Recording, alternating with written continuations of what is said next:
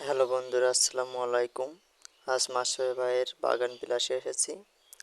আমাদের আসার পর থেকে বৃষ্টি শুরু হয়ে যায়। দেখতে পাচ্ছেন এটা মাসুদ ভাইয়ের বাগান বিলাসের গেট। গেটটা ফুলের গাছ দিয়ে সুন্দর করে সাজানো হয়েছে। আমি আর আমার কাকা হাফিজুর শেখ আসার পর থেকে বৃষ্টি শুরু হয়। আপনারা দেখতে পাচ্ছেন মাসুদ ভাইয়ের বাগান বিলাসে একটা খামার আছে। 27টির অধিক গরু আছে। এটা গরুর খামার। এখানে 6 থেকে 8 জন মানুষ কাজ করে। এই লোকটা গরুর যত্ন নিচ্ছে। গরুগুলো দেখতে খুব সুন্দর, নাদুস নুদুস আছে। এই গরুগুলো সামনে কোরবানিতে হয়তো বিক্রি করবে। এখন যত্ন নিচ্ছে। সামনে কোরবানি ঈদে অনেক লাভবান হবে এই গরু বিক্রি করে।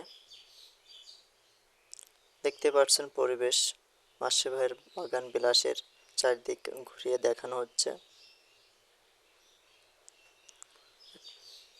এই যে আর 2 জন কাজ করছে, আর এস আমার কাকা হাফিজুর শেখ।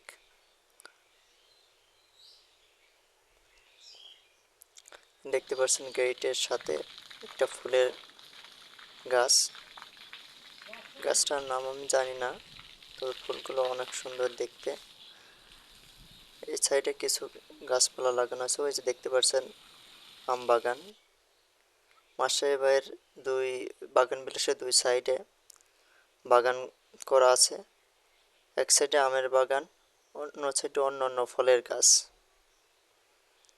এখানে একটা ফুলের গাছ লাগাইছেন ঘরের সামনে। ফুলগুলো অনেক সুন্দর। এই যে কি গাছ সেটা জানা নেই আমার। এদিকে অনেকটা দূর গাছ লাগানো।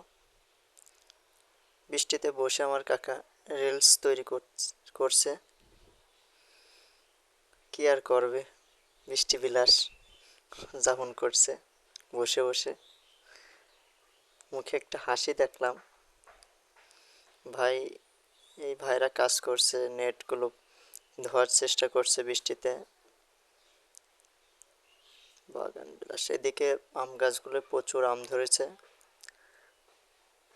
গেট, ওই আমার মোটর সাইকেল ওইখানে ওইখানে রেখে এসেছি। তার